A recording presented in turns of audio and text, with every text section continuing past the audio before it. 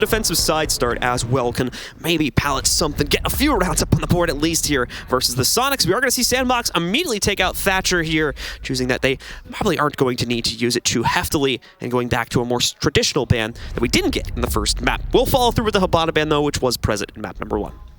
Pretty interesting one here for Villa as well, in the way that she ends up applying herself to this map. Villa's not one that you really see a lot of hatches go down, but Hibana has a lot of different options inside of her kit nowadays, mostly because of Ubisoft graciously buffing her with her X-Kairos pellets, and you're now allowed to choose the formation in which you want to use those. You can use them in a set of 2, a set of 4, or a set of 6, just like you used to do traditionally, but now they're just super strong at clearing different things like laser gates and stuff like that, because you can just use 2 X-Kairos.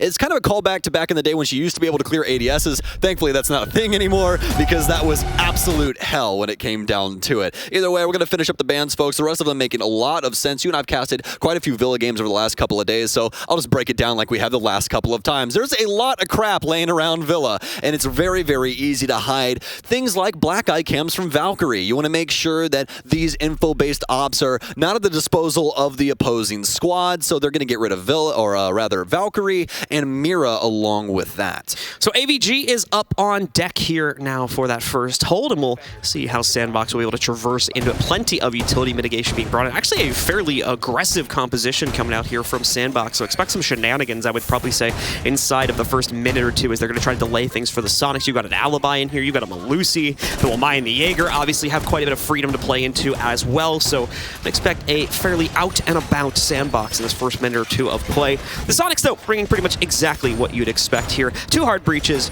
2 utility clear and or soft breaches, and of course the Finka, which we talked about before, becoming prolific here inside of the current attacker meta. I'm going to keep it a buck with you. I'm pretty scared for SANDBOX when it comes into this operator lineup we're looking at from the Soniqs, because not only do we have Finka on Rexen, but we also have Kansan with Zof and Grixer on Twitch, and that's more than likely 2 LMGs and the F2, pretty obviously, for Grixer there, and that's exactly what we're going to get. We're going to get the 150 and the 100 out of Rexen and Kansan, so pretty terrifying rounds could be ahead for SANDBOX. Hopefully they can stick around their utility and assist in something static, actually pretty damn close to removing someone from play early on here, as Grixer will identify that someone was sitting inside of Art Studio early on.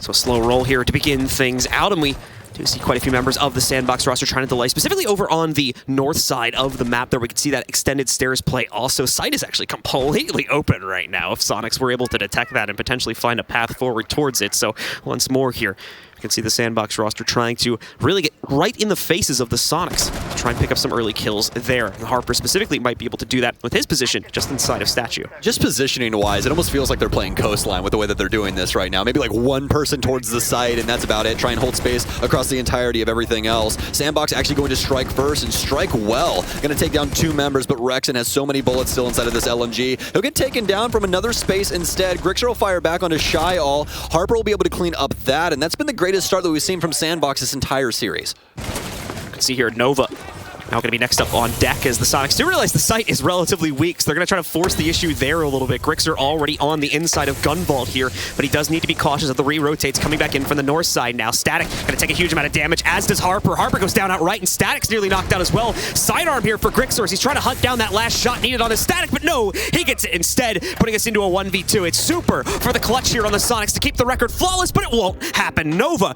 gets it done for SANDBOX, and they are finally on the board here in map number 2. Very well done from SANDBOX, and that was a little bit more of what we expected out of them on Oregon. Simply put, they caught the Soniqs off guard. Soniqs hop into the master side and just really were not expecting that amount of force from SANDBOX on that side of the map. They try and transition that into an actual site take once Grixer finds out that, well, there's only one person on site and they happen to be behind the bar. So we see Super rotate over towards Study, but he's not able to get into the actual site before Grixer goes down, so things just get a little bit too complicated for the Sonic side, and SANDBOX, luckily enough for me and everybody else at home, they find their first round here and hopefully a start on the second map.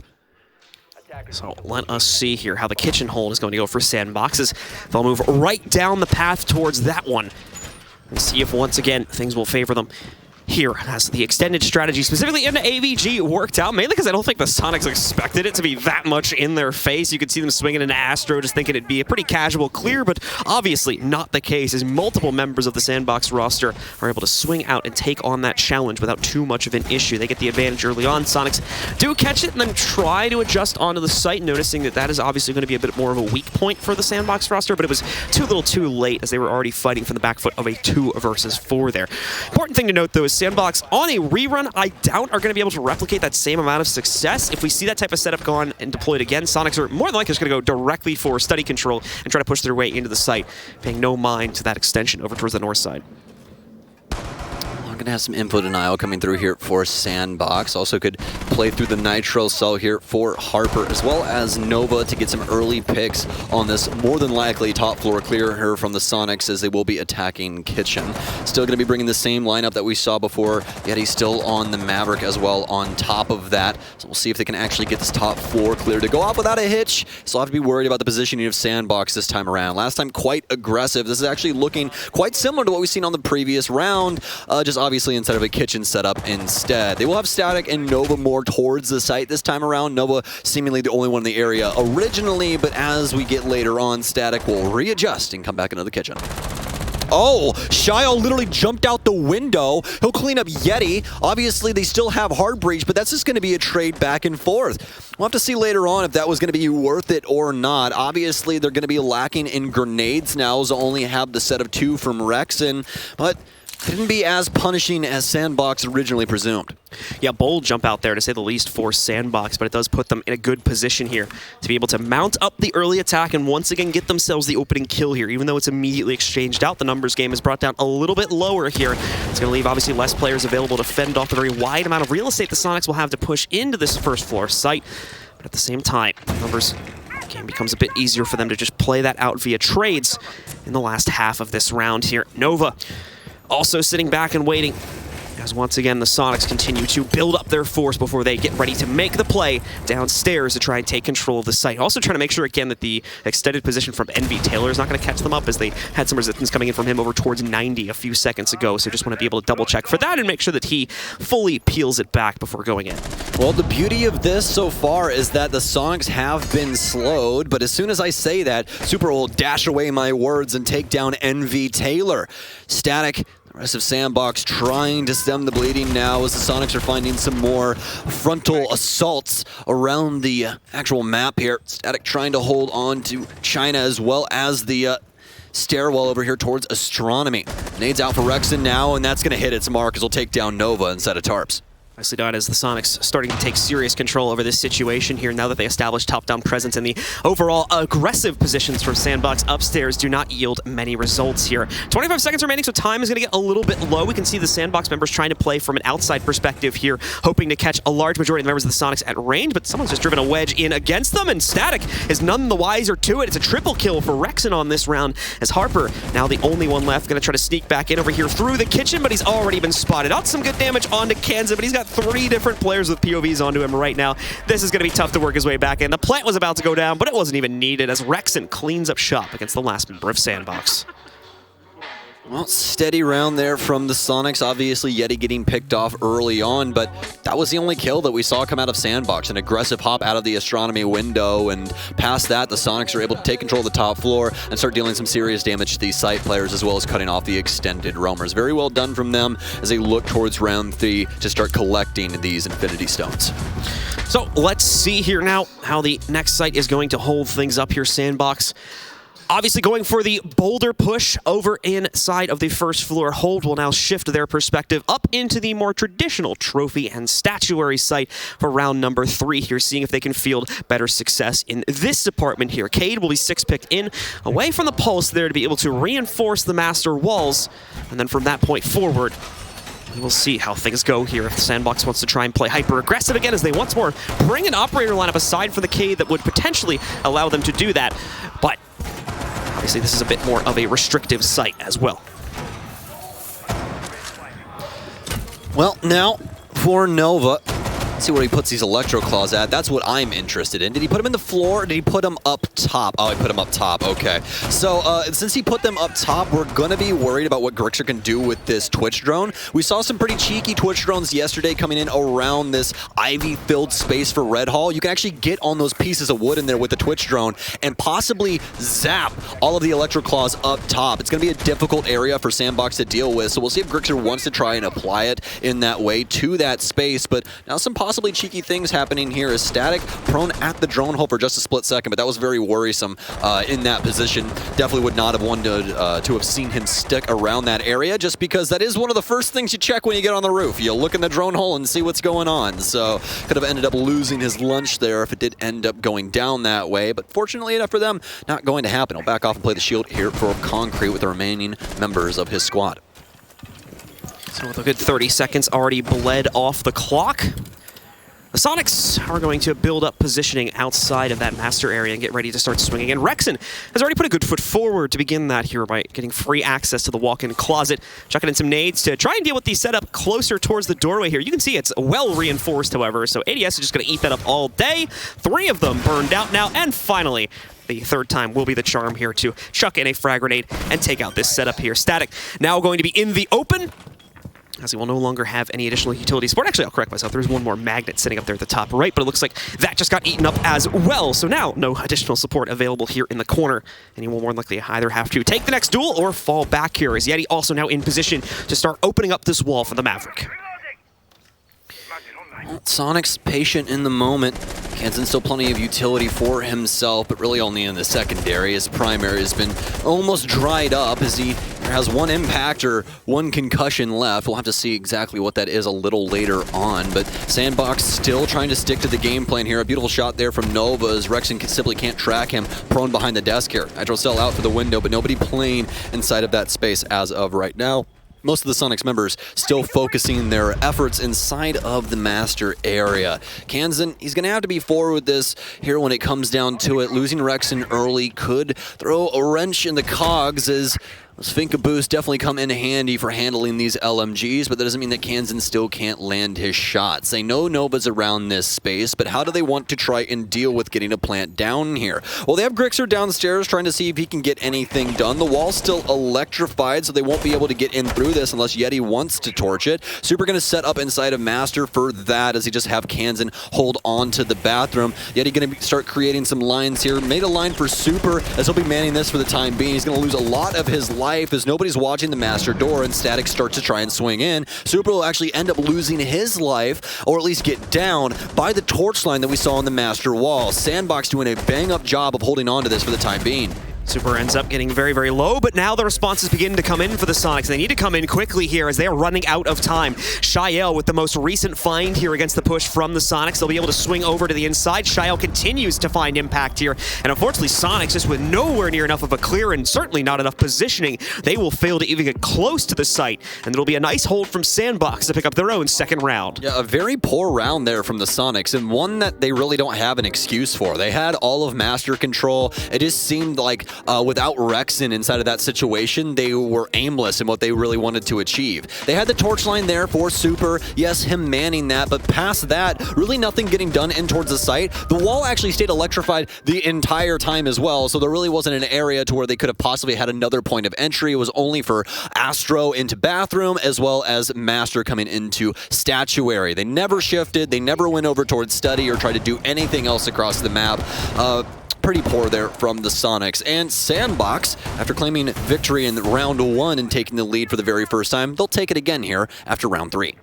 So it's now back over here into round number 4, where we'll start to see the repeats come out for SANDBOX as they're going to head back inside of AVG. The setup has changed slightly here for the SANDBOX roster, as we're going to see a Legion come in for Static, an operator we don't get to see all that often, but still finds quite a bit of usability from time to time, especially when you have sites with hallways outside. You don't really have the capability to avoid those goo mines. They prove to be a lot more useful here than potentially on other sites. Smoke has also been brought into the fold here for Nova, potentially to allow a bit more delay potential to come out as well. Aside from that, though, we've got the Alibi, Jaeger, and Wilmai to allow this team to play their aggressive north hold if they're going to want to fend off the Soniqs from that direction. Again, the big question for the Soniqs is, Do they try to play into that themselves here? It looks like they will. They are going to go for the clear of this once again. We can see at least Rexen and Kansan repelling up now to get in positions to start pressuring against that. Yeah, after what we saw initially, I expected this to be a lot more of a walk in the park here for the Soniqs, but so far, SANDBOX have been able to make the devil bleed. And they're going to be able to do so a little bit more, but it's not going to be damning for this one. Grixer actually firing back, and he'll take out Static after recognizing early on inside of this game that they wanted to go for some aggressive fronts, especially around this site. We saw them initially peak from Art Studio. I don't know where this body ended up going down, more than likely around Art Studio this time around, just because he spawned there. And hey, wouldn't you know it, he tried for the second time to go for Art Studio, and since Grixer saw it the last time, pretty straightforward kill for him. Going to see NVTaylor next to fall here for the SANDBOX roster. Rexen able to isolate him out. Shyale also nearly being found as well, so this aggressive play not working out nearly as well for SANDBOX in the second attempt as it did on the first here. Just like I said here, Soniqs reading into it. You can't have lightning strike twice. You can't surprise your opponents twice by doing the same exact thing, so they've already adjusted and have found out easy ways to counter out this play. No, but for now, sitting inside of game space here. Seeing if somebody will possibly swing in towards 90. Some serious damage done to Shyal as Harper plays in towards Bust. Kansan will start clearing things out, and with this time, Soniqs can take it and use these drones to find out the rest of what's going on. Harper will be forced back into the maps room here. It's Kansan just making sure that no one wants to go for this late flank, but as we know, everyone's on site in the current moment. Rexen will use that 100-round drum to his advantage as Harper tries to swing back into the angle. He'll just continue to send shots until some bodies fall. Shyal cannot move forward with that smoke inside of that space, simply because he will also take damage from that, and he's at such low HP. Nova continuing to try and slow down the Soniqs, but he simply does not have enough babes in order to slow them long enough for the Soniqs to feel any sweat. Yet he easily taken out Nova as he tries to go for an aggressive swing in the 2v5, trying desperately to make up pacing here. And Shyal also not with much to find either. It's a flawless round from the Soniqs as they very quickly rebound and find much better success here on the AVG attack compared to what we saw on the first round. They got tripped up heavily by that extra north hold. Yeah, it's just one of those things you don't really expect to have so many bodies over towards that trophy statuary side whilst also holding AVG. But the Soniqs are ready for it now, and so far, so good from them. Yes, the scoreline is 2-2, but this is the Soniqs trying to get their head wrapped around what SANDBOX's game plan is. Now, in the current moment, this is what we're looking for, the adjustments from the defense. We want to see them pull ahead here on Villa as these rounds are starting to dwindle, especially with the early aggression that the Soniqs have been able to strike against. Taking a look again at how we'll potentially see shifts appear for the SANDBOX roster. And in terms of operator lineup, it's just a repeat. No changes whatsoever there. No attempts to focus the utility a bit more on the site. We might see in terms of the placement that be deployed a little bit better, but in terms of the operators, everything is going to remain pretty much the same here for our defenders as they try to go for it one more time in hopes of leveraging at least a third round before the half closes out. Soniqs, of course, looking to take that very same lead for themselves and probably going to be happy once they find out that the site is just a repeat, and even happier when they see the operator lineup will be similar. This will more than likely be a rerun for them. Do they go back to the north side here? We have doing it, yeah. Reinforcements over inside of this space. We're going to have some bodies down low. Luckily enough, Static's not going for a spawn kill this time around. I'm starting to get more and more worried as he motions over towards Art Studio, but it's only going to be to put a goo mine down. So luckily enough, we will not have a body dropped early on here, at least for SANDBOX's sake. Soniqs, although focused on the master side yet again here, and more than likely ready for this clear. They know that SANDBOX are going to have some people around this space, but as of right now, it's only NVTaylor. So NVTaylor specifically here, just waiting this one out and going to see if he can get himself a lucky pick or two before falling back to the site, but also being cautious of the potential aggression coming out against him. He's going to move back over here to the connector window, and actually two more players looked like they were pushing over, towards the halls themselves, but not for any real commitment. Shyal and one more, I believe NVTaylor pushing into that spot, but quickly moving away now that the first 45 seconds have gone by without too much contention from the Soniqs. Soniqs actually now moving into that area themselves after that delay, and are going to start taking some control from the master side. NVTaylor inside of 90 right now. Heard some audio, knows that someone's outside, and he's correct in his assumption as the 90 window will be destroyed. Soniqs sticking to their guns as the info game will continue to spin up on the north side. Rexen on drone in the current moment with Kansan in tow. He'll switch over to his drone as well, as they really need to know what's going on inside of not only 90, but over towards bus door in the current moment. You can see them droning out red just to make sure no one's inside of that space, as drones will finally start to dwindle here for them. Only 4 active drones on the map at the halfway mark. So much utility, and drone utility specifically already deployed here for the Soniqs, so need to try and find a way to clear that out and get what they need to get into the site here. SANDBOX seemingly learning their lesson, playing a lot closer to the chest, or at minimum pulling back the aggressive tendencies far earlier in the round to keep the player base alive and avoid those early picks from coming out from our attackers here.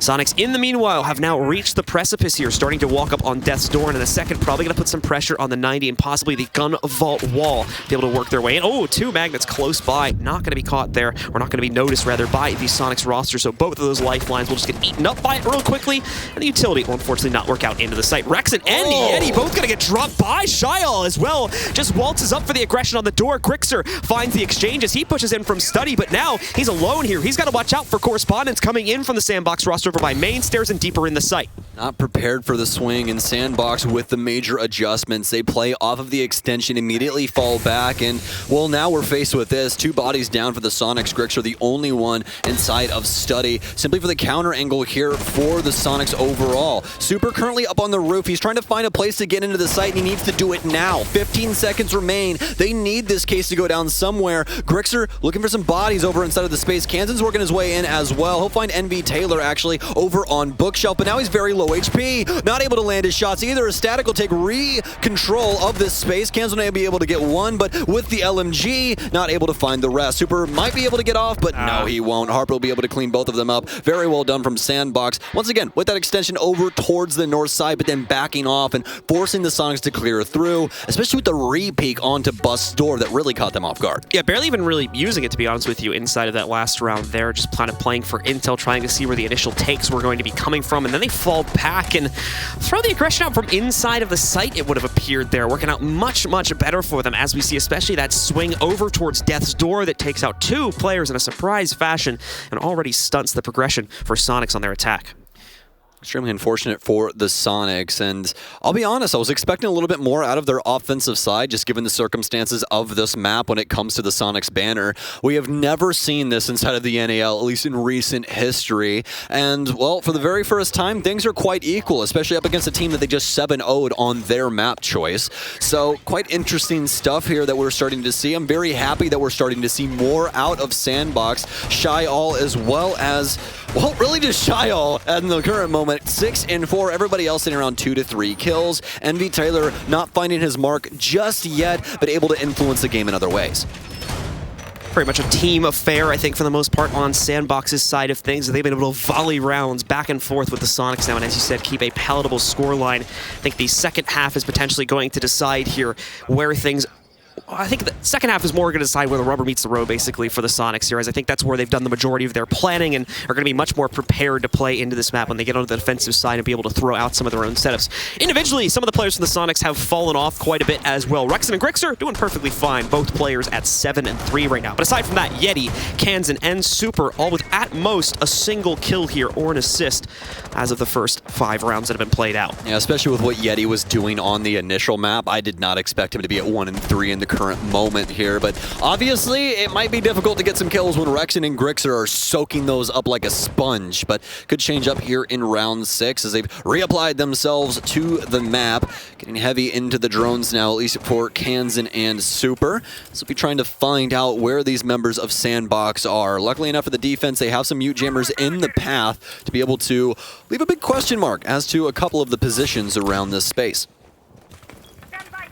Static now waiting for his opportunity to potentially push back out here. The Soniqs roster is going to find free clearance into not only walk-in, but master bathroom as well. Kans will be able to take control of that, but just to pop down an air jab real quickly and then get himself out of there to prevent any re-advancement from the Soniqs to try and fend off the play from inside of master itself here. Rexen actually does spot that drone directly in front of him too, but no real capability to take it out or no real reason for him to talk it out just as of yet here.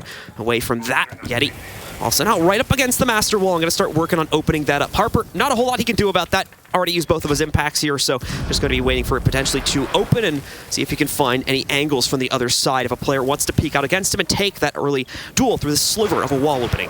There we go. I thought he might have had to have fixed the top end there, but it just seemed like he didn't get the last little pixel for the line for the reinforcement. So far wall will be soft.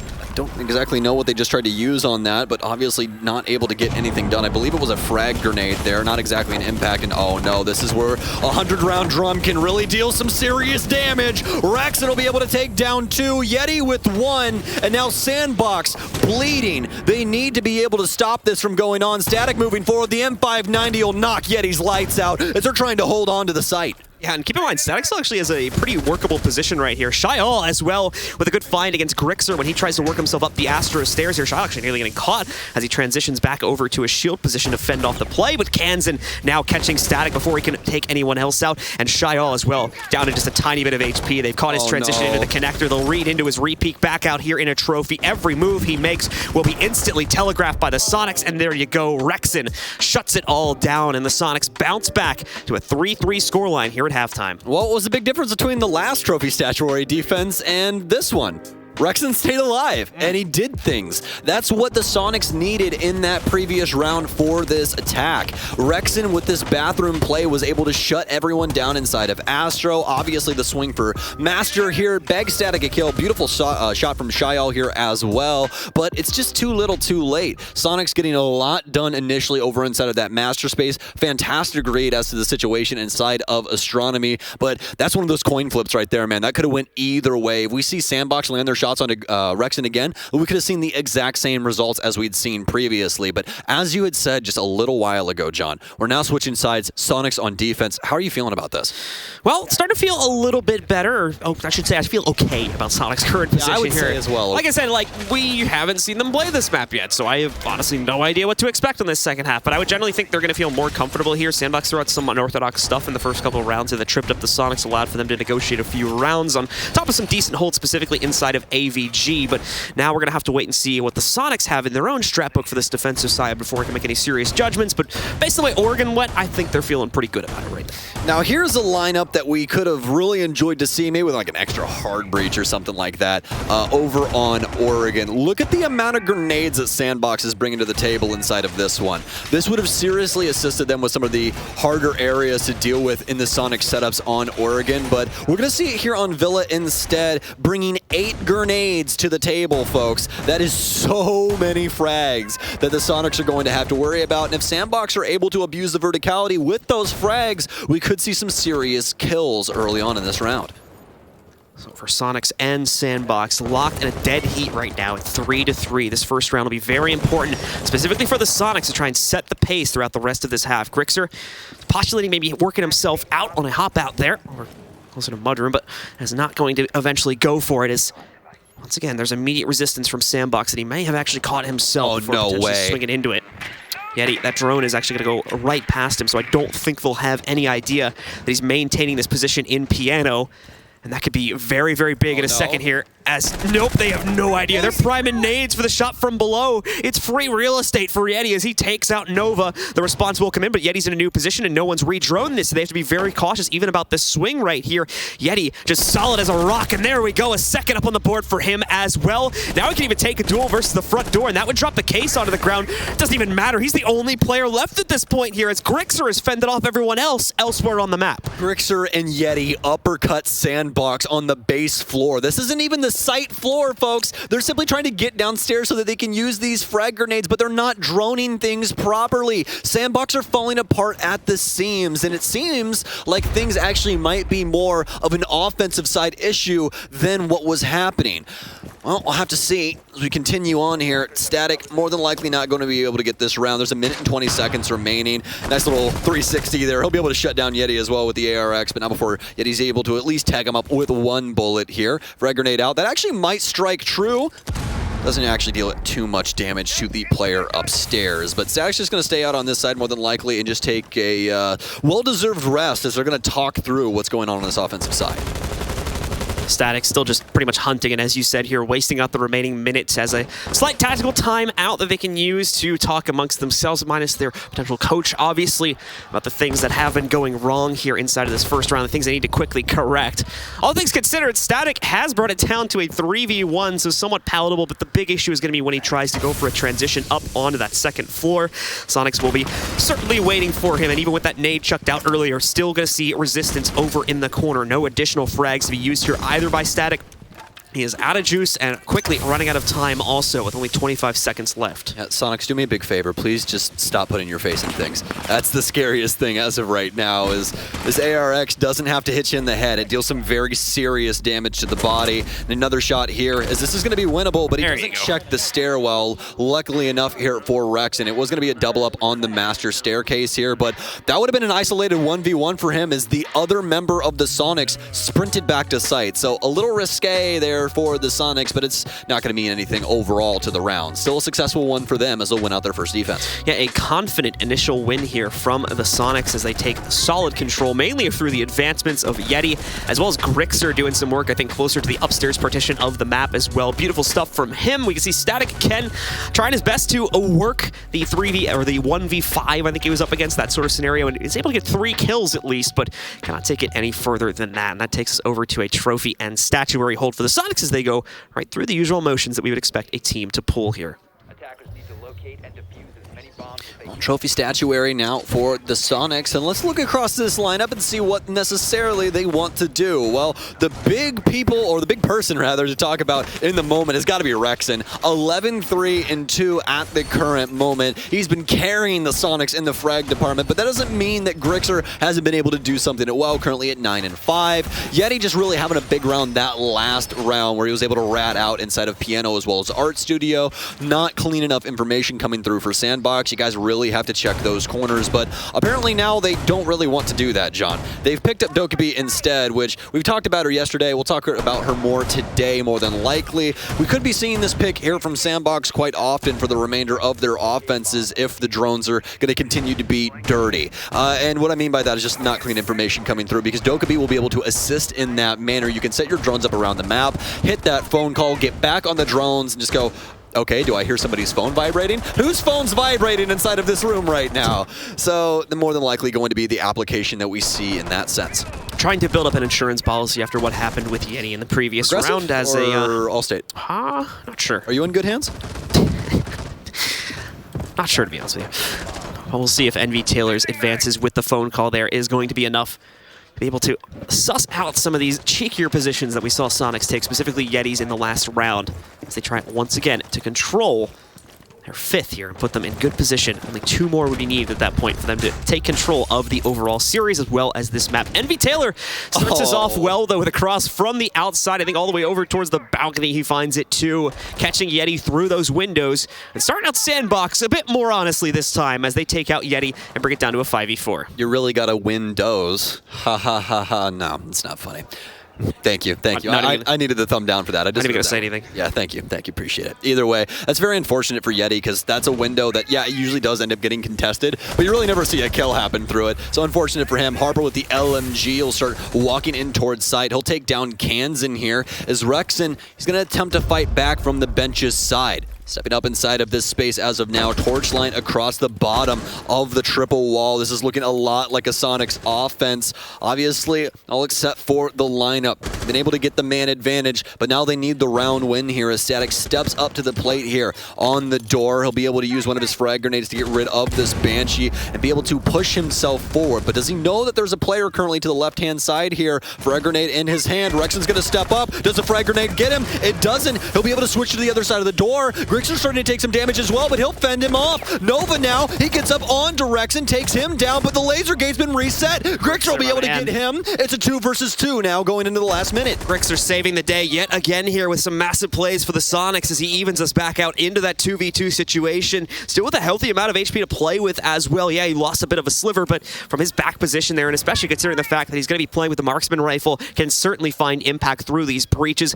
Most importantly, again, we've also already seen the elimination of the Maverick Maverick, so they cannot get that open. Harper in the process of trying to lurk himself back around. They're going to try to go for this pinch over here onto Astro, and specifically onto the player inside of it, but Grixer fending off the first already, and Super, he's got the M590 in a close range fight. You guys know how that one's going to go as Soniqs pull off an excellent rebound after falling behind at the beginning of the round to pick up one for themselves. I was terrified of that pinch coming in on Super, but luckily enough, the Soniqs had plans in play for what was going on there. That Banshee placement specifically really assisting him inside of that one, as he just gets that last second noise in behind him and hits the 180 to hit his shots. Beautiful stuff from Rexon here as well to really start to propel them into this round once again here, especially with you know, Grixer in tandem all the way back inside of Trophy, able to land some very serious shots with the EBR.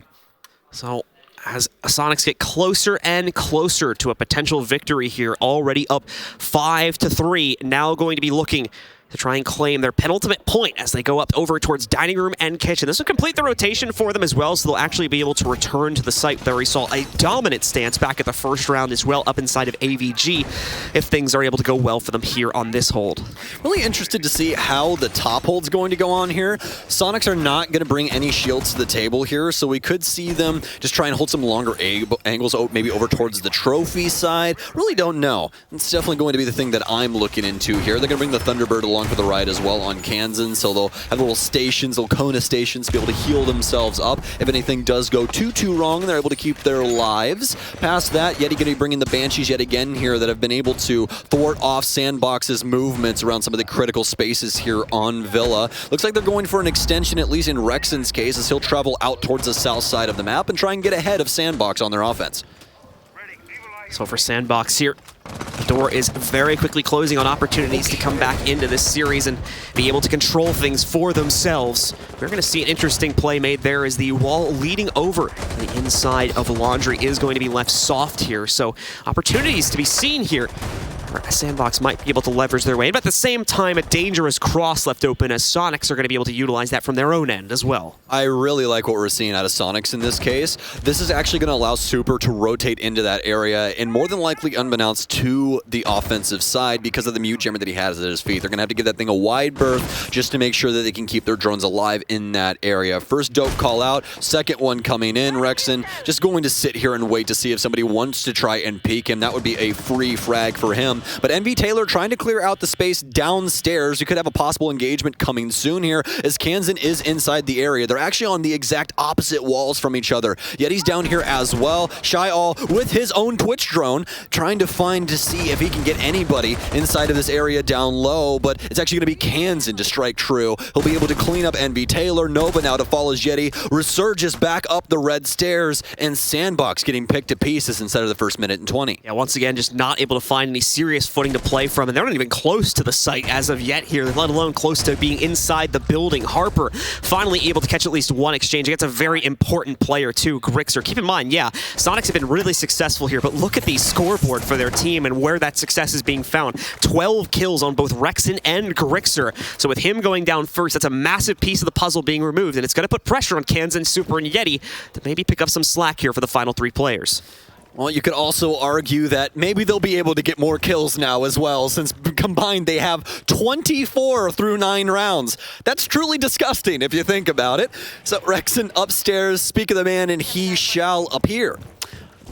You people coming in towards the actual bathroom space, but it's just static. It's a fake. It's a hologram. As I believe he saw the man inside of shower. He'll try and run away from it, but he'll still lose out at the end of the day. Luckily enough, obviously not his real body, but that just means for Rexon that somebody's inside of the area and wants to contest him. So he's excited about that, more than likely. Tries to get some shots onto Static, and he'll land the initial bullet, but it won't hit him in the head. Looking for that headshot the next time around. He's going to re-challenge it, and he'll find it. Just knocks the head off him, lops it off, and now into the 2 versus 4 for SANDBOX.